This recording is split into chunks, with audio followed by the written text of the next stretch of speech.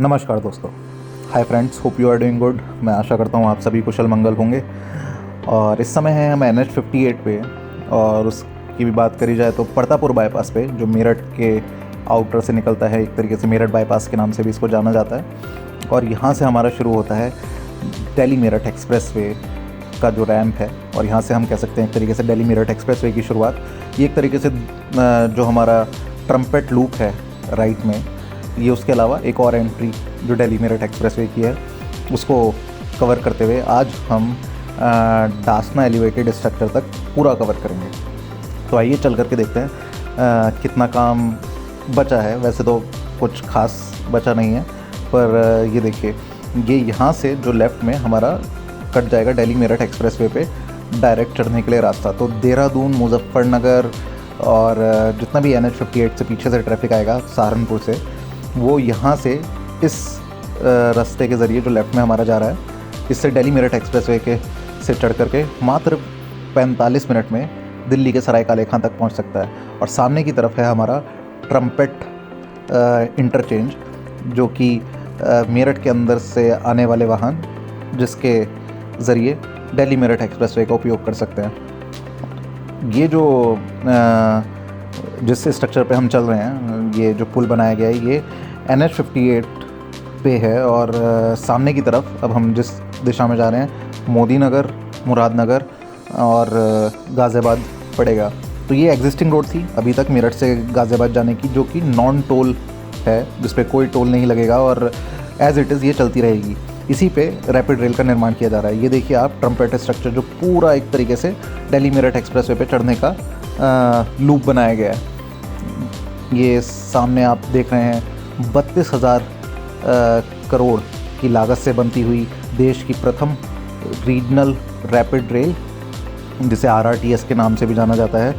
तो ये दिल्ली के सराय काले खां से मेरठ के मोदीपुरम तक बनाई जा रही है और मात्र 1 घंटे में ये हमको दिल्ली लेकर के जाएगी। तो आप देख सकते हैं चारों दिशाओं में इंफ्रास्ट्रक्चर का काम कितनी तेज़ी से चालू है। ये हमारा जो लेफ़्ट में आप रैम्प देख रहे हैं, ये उतरने के लिए है। दिल्ली से आ रहे वाहनों को अगर मोदी नगर की दिशा में जाना है और गाज़ियाबाद वाली दिशा में, तो ये उसके लिए है। ये हमारा यू टर्न है जो मेरठ के आ रहे वाहनों को दिल्ली मेरठ एक्सप्रेसवे पे जाने के लिए बनाया गया है। तो मतलब मेरठ से आने वाले वाहन अगर दिल्ली मेरठ एक्सप्रेसवे पे चढ़ना चाहते हैं तो वो इसी के ज़रिए जाएंगे, या देहरादून से आने वाले वाहन अगर मेरठ शहर के अंदर जाना चाहते हैं तो भी उन्हें यही रास्ता अपनाना पड़ेगा। ये देखिए आप, rapid rail Delhi Meerut expressway के ऊपर से यहाँ पे निकलनी है। पिलरों की चौड़ाई भी काफ़ी ज़्यादा है यहाँ पे। और एक स्ट्रक्चर को फिर ये दूसरा जो ये रैम्प है लेफ़्ट में, इसको पार करते हुए मेरठ के अंदर जाएगी। ये देखिए पूरा एक तरीके से हमारा ये स्ट्रक्चर कंप्लीट हो गया है और सोलर पैनल्स भी लगाए जा चुके हैं। सभी तरह के बोर्ड्स, स्ट्रीट लाइट्स, सारी जो लेन डिवीज़न की लाइन है, उन सबको भी पूरा किया जा चुका है। सामने की तरफ हमारे अगर सीधा चले जाएं तो मुजफ्फरनगर, हरिद्वार के लिए रास्ता है, मतलब NH 58 है। और यहाँ से हम अंदर आकर के मेरठ में चढ़ सकते हैं। पहले यहाँ से रास्ता था कि अगर परतापुर बाईपास से आप आ रहे हैं तो यहीं से यू टर्न ले करके इस पुल पे चढ़ जाए, जो कि अब बंद हो चुका है। तो कहीं ना कहीं मेरे को लगता है कि कुछ केओस इसे खुलने के बाद भी होगा। तो आइए शुरू करते हैं दिल्ली मेरठ एक्सप्रेसवे का सफ़र। Welcome to Delhi Meerut expressway. तो भारतमाला परियोजना के अंतर्गत 8,500 करोड़ की लागत से बना हुआ आप NE3 नेशनल एक्सप्रेसवे संख्या 3 भी यहाँ पे लिखा हुआ देख सकते होंगे। तो मतलब ये NH आएगा, तीसरा एक्सप्रेसवे है जो अब लगभग बन करके तैयार है। डिवाइडर पे पेड़ भी लगाए जा चुके हैं। तो इसमें हम कवर करेंगे डासना इंटरचेंज तक पूरा। और ये देखिए आप, टोल प्लाज़ा पे फास्टैग और लेन्स के नंबरिंग का काम पूरी तरह से चालू है। और यहाँ पे टोल प्लाज़ा लगभग पूरा बन करके तैयार है। इंडिकेटर्स भी लगाए जा चुके हैं। और ये 19 लेन का टोल प्लाज़ा है, जिसमें 11 लेन निर्धारित होंगी मेरठ से जाने वाले यात्रियों के लिए और बची हुई 8 लेन्स आने वालों के लिए। ये देखिए आप, साइड में वृक्षारोपण का कार्य भी काफ़ी तेज़ी से चलता हुआ। मॉनसून से पहले 40,000 पेड़ इस पर लगाए जाने निर्धारित हैं। तो आप समझ सकते हैं 40,000 पेड़ सिर्फ फ़ेज़ 4 पे लगाए जाने हैं। तो बहुत ही एक अच्छी पहल अगर वो सारे ग्रो हो जाते हैं 32 किलोमीटर के इस पैच में, फ़ेज़ 4 क्योंकि 32 किलोमीटर तक का है। तो एक तरीके से एक्सप्रेसवे के दोनों तरफ जंगल सा दिखाई देगा। और सुंदरता के लिए डिवाइडर के बीच में बोगनविलिया और अन्य फूलों वाले पेड़ जो कम मेंटेनेंस मांगते हो वो भी लगाए जाने हैं। ये देखिए आप, डेडिकेटेड फ्राइट कॉरिडोर का पहला सेक्शन रखा जाता हुआ ईस्टर्न डेडिकेटेड फ्रेट कॉरिडोर का ये हिस्सा है जो कि दिल्ली मेरठ एक्सप्रेसवे के ऊपर से गुजर रहा है। बहुत ही महत्वाकांक्षी योजना है और इसका पहला सेक्शन रखा जाने लगा है। अभी जो आप डेडिकेटेड फ्रेट कॉरिडोर का हिस्सा देख रहे हैं ये है ईस्टर्न डेडिकेटेड फ्रेट कॉरिडोर का फ़ेज़ 4। फ़ेज़ 4 लास्ट फेज़ है और इसकी भी उम्मीद है कि 2022 तक पूरा कर पाएंगे। डेडिकेटेड फ्रेट कॉरिडोर माल गाड़ियों के लिए डेडिकेटेड रहेगा जिस पे पैसेंजर ट्रेन्स नहीं चलेंगी और ये बहुत ही क्रांतिकारी इंफ्रास्ट्रक्चर की योजना है जिससे जो फ्रेट और लॉजिस्टिक्स जिस तरह से हमारे देश में चलता है उसका पूरा नज़रिया और रफ्तार और कीमत सभी चीज़ बदली जा सकेगी। तो आप देख सकते हैं लगभग एक्सप्रेसवे पूरी तरह से बन करके तैयार है। 6 लेन का ये ग्रीनफील्ड अलाइनमेंट का एक्सप्रेसवे है और जिस एग्जिस्टिंग रोड पे NH 58 पे रैपिड रेल बनाई जा रही है, रैपिड रेल बनने के बाद उसके नीचे भी 6 लेन रहेंगी, नॉन टोल रहेंगी वो, जो कि हमने आपको पहले दिखाया। तो ये देखिए यहाँ से हम जा सकते हैं मोदी नगर, हापुड़, पिलखवा। ये लेफ़्ट में हमारे रास्ता हापुड़ की तरफ जाता है, राइट में मोदी नगर की तरफ। ये भी टोल प्लाज़ा पूरी तरह से तैयार हो चुके हैं और ख़ास तौर पे बात करें तो बोर्ड भी यहाँ पे लग चुके हैं जिन पे फास्ट टैग लिखा हुआ है जो कि अपने आप में एक बहुत ही उम्दा टेक्नोलॉजी है। और 2-2 लेन के टोल प्लाज़ा इस इंटरचेंज पर बनाए गए हैं। तो ये देखिए आप, बारिश से और धूप से हमारा एक्सप्रेसवे नहाता हुआ और जल्द ही वेस्टर्न यूपी के लिए वरदान साबित होने वाला ये एक्सप्रेसवे शहरियों के लिए खुलेगा, ट्रैवलर्स के लिए खुल पाएगा। और कुछ और इसके साइलेंट फीचर्स हैं जो मैं आपको बताना चाहूँगा। टोल प्लाज़ा पे वज़न नापने वाली एक तरीके से मशीन्स लगाई गई हैं जिससे जो टोल प्लाज़ा पे है उस पे व्हीकल्स का वेट पता चल सकेगा। अगर ओवरवेट व्हीकल्स हैं तो उस पर उसी हिसाब का एक्शन या यूँ कह लें ज़्यादा टोल भी वसूला जाएगा। तो वो भी कहीं ना कहीं बहुत ही मतलब पहली बार किसी एक्सप्रेसवे पे या किसी हाईवे पे हो रहा है। ये देखिए आप, ईस्टर्न पेरिफेरल एक्सप्रेसवे पे मेरठ एक्सप्रेसवे का जो इंटरचेंज है वो बन रहा है। नीचे से ईस्टर्न पेरिफेरल एक्सप्रेसवे गुजरता हुआ और लेफ़्ट में दासना की तरफ और राइट में Dubai. Eastern peripheral expressway national expressway संख्या 2 है।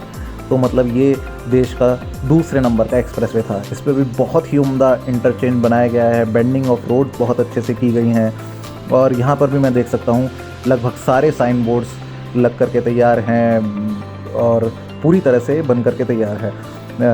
पेड़ पौधे हों, एमरजेंसी केसेस में अगर किसी को फ़ोन करना हो ख़ास तौर पे NHAI को, तो उस सब के लिए भी यहाँ पे सारी सुविधा मुहैया कराई गई हैं।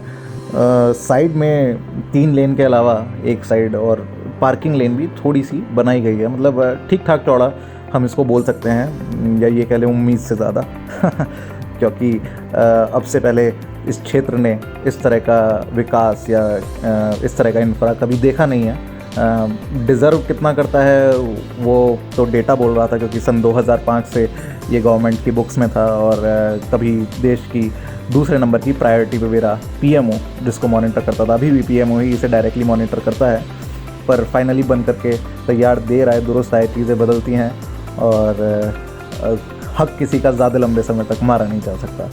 तो ये आप देखिए पूरे वेस्टर्न यूपी को बहुत ज़्यादा मेरे ख्याल से इकनॉमिक एक्टिविटीज़ में भी गति देगा। और इसी के साथ साथ अगर जब पूरा फ़ेज़ 2 भी बन करके तैयार हो जाएगा, जून तक फ़ेज़ 2 की डेट रखी गई है, जून के एंड तक, क्योंकि ABS वाले फ्लाईओवर पे काफ़ी काम बचा हुआ है। सामने की तरफ आप जो देख रहे हैं ये है हमारा एलिवेटेड स्ट्रक्चर जो कि दासना पे फ़ेज़ 2 से हमें मिलाएगा। फ़ेज़ 4 इसके बस थोड़ा ही आगे, मतलब लगभग 1 किलोमीटर आगे अंत होता है और ये यहाँ पे बैरिकेडिंग की गई है। एक ट्रैक्टर को निकालने के लिए कुछ लोग जो है बैरिकेडिंग को हटा रहे हैं और ट्रैक्टर पे किसान यूनियन भी, किसी एक किसान यूनियन का झंडा भी लगा हुआ है। तो मतलब अगर आप पे आज के टाइम पे ट्रैक्टर है तो आप कुछ भी कर सकते हैं। दिल्ली पुलिस तक से मतलब इनसे छूती नहीं रही, तो NHAI के कर्मी तो खैर इनको क्या ही रोक पाएंगे। इस पे भी कभी विस्तार से बात करेंगे, किस तरीके से देश में किसान आंदोलन चल रहा है और किस तरीके से उग्र हुआ है ये पहले और अभी भी जिस तरीके से चल रहा है, तो उस पर सब लोगों के क्या विचार हैं और मेरे क्या विचार हैं, मैं उन्हें भी प्रस्तुत करने की पूरी कोशिश करूँगा। आइए चल करके देखते हैं एलिवेटेड स्ट्रक्चर पे कितना काम हो चुका है। तो देखिए पूरी तरह से लगभग बन करके तैयार है, कहीं ना कहीं थोड़ा बहुत कंस्ट्रक्शन का काम चल रहा है। पेंट हालांकि साइड में जो सुरक्षा रेलिंग के अलावा जो कंक्रीट की बैरिकेडिंग की गई है उस पर कहीं कहीं पेंट रह रहा है, पर सड़क पूरी तरह से बन करके तैयार है, क्योंकि लेन डिवीज़न वाली लाइंस भी पूरी तरह से बन चुकी हैं और कहीं ना कहीं थोड़ा काम पर बचा दिख रहा है। ये देखिए GR इंफ्रा के कर्मी लगातार काम करते हुए इसको जल्द से जल्द कंप्लीट करने के लिए। ये है हमारा एलिवेटेड स्ट्रक्चर जो 700 मीटर लंबा है और फ़ेज़ 2 से फ़ेज़ 4 की तरफ जोड़ता है। इस तरफ हमारा मेरठ है सामने की दिशा में, अगर आप देख पा रहे हो, और ये रेलवे ओवरब्रिज के ऊपर बनाया गया है। तो ये देखिए रेलवे की लाइन नीचे से जाती हुई ऊपर है हमारा रेलवे ओवरब्रिज। इसको बनने में सर्वाधिक समय लगा, मैं आपको अगर बताऊं तो पर 2020 के अगस्त में बहुत ही कम इस पे काम हुआ था और मात्र लगभग 8-9 महीनों में बहुत तेज़ी से काम किया गया है और अब मैं देख पा रहा हूँ लगभग ये खुलने के लिए पूरी तरह से तैयार। सामने की तरफ ये जो आप जाता देख रहे हैं ये है फ़ेज़ 3 जो हापुड़ की दिशा में दिल्ली मेरठ एक्सप्रेसवे का फ़ेज़ 3 जाता है। ये रेलवे लाइन है जो मुरादाबाद की दिशा में जाती है और पीछे गाज़ियाबाद की तरफ से आती है। तो आइए इसको भी देखते हैं, जितना आगे तक हम जा पाएँ कवर कर पाएँ तो कितना इसका काम हो चुका है। तो मेरे ख्याल से जल्द ही ये यात्रियों के लिए खोला जाएगा, क्योंकि बहुत ही माइनर फिनिशिंग वर्क इस पे बचा है। रोड जब पूरी तरह से बन जाती है तो कुछ खास काम बचा दिखता नहीं है। बोर्ड्स भी लगाए जा चुके हैं, स्ट्रीट लाइट्स भी इस पर कंप्लीट कर दी गई हैं। लास्ट वीडियो में कुछ लोग बोल भी रहे थे कि एलिवेटेड स्ट्रक्चर नहीं बनाया, तो ख़ास तौर पे उनके लिए ये वीडियो। तो ये सामने की तरफ आप जो देख पा रहे हैं, यहाँ से हमारा स्टार्ट होता है फ़ेज़ 2 जो कि 14 लेन का देश का सबसे चौड़ा एक्सप्रेसवे है, दिल्ली मेरठ एक्सप्रेसवे फ़ेज़ 2 जो गाज़ियाबाद के अंदर से होता हुआ जाता है और यूपी बॉर्डर तक मिलता है। फ़ेज़ 1 उसके आगे है, यूपी बॉर्डर से लेकर सराय काले खां तक। पूरा एक्सप्रेसवे जब कंप्लीट हो जाएगा तो मेरठ से हम सराय काले खां एक बार एक्सप्रेसवे पे चढ़ जाएँ उसके बाद मात्र 45 मिनट में जा सकते हैं, 45 मिनट्स। फ़ेज़ 2 हमारा 19 किलोमीटर का 14 लेन का है। ये जो आप सामने की तरफ देख पा रहे हैं पूरा यहाँ पर टोल प्लाज़ा भी बन करके तैयार हो चुका है और यहाँ पे ऊंची ऊंची इमारतें आपको देखने को मिल रही होंगी जो गाज़ियाबाद में है। तो फ़ेज़ 4 हमारा 32 किलोमीटर्स का ग्रीन फील्ड अलाइनमेंट, चारों फेजेज़ में सिर्फ एक ग्रीन फील्ड अलाइनमेंट है जिस पे हम चल रहे हैं। ये है फ़ेज़ 4 32 किलोमीटर्स का, गाज़ियाबाद के डासना से मेरठ तक जाता है। फ़ेज़ 1 हमारा है मात्र 9 किलोमीटर का, सराय काले खां से यूपी बॉर्डर तक, और फ़ेज़ 3 है 28 किलोमीटर का हमारा डासना से, इसी जगह से, इसी जंक्शन से हापुड़ की तरफ जाता हुआ।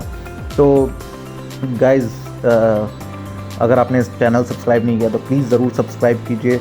बहुत सारे डेवलपमेंट प्रोजेक्ट्स क्षेत्र में और देश में चल रहे हैं, मैं उनको बारी बारी से कवर करता रहूँगा। अगली वीडियो शायद मेरी भारतमाला प्रोजेक्ट पे जो उत्तराखंड में 4 धाम योजना है उस पे आएगी, तो उसको भी आप ज़रूर देखिएगा और आपकी इस अपार समर्थन और सपोर्ट के लिए मैं तहे दिल से आभार व्यक्त करता हूँ।